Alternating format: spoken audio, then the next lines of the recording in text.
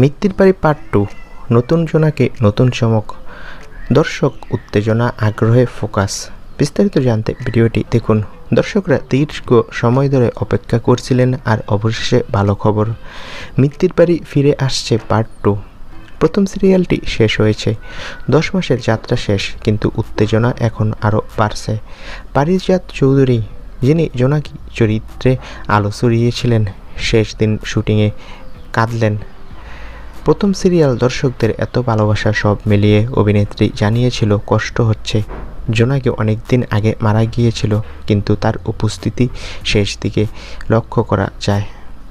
এবার পার্ট 2তে দেখা যাবে নতুন গল্পের মোড়, নতুন চরিত্র এবং হয়তো জোনাকির কিছু জীবন্ত স্মৃতি। দর্শকরা নতুন আবেগের সঙ্গে আবার যুক্ত হবেন।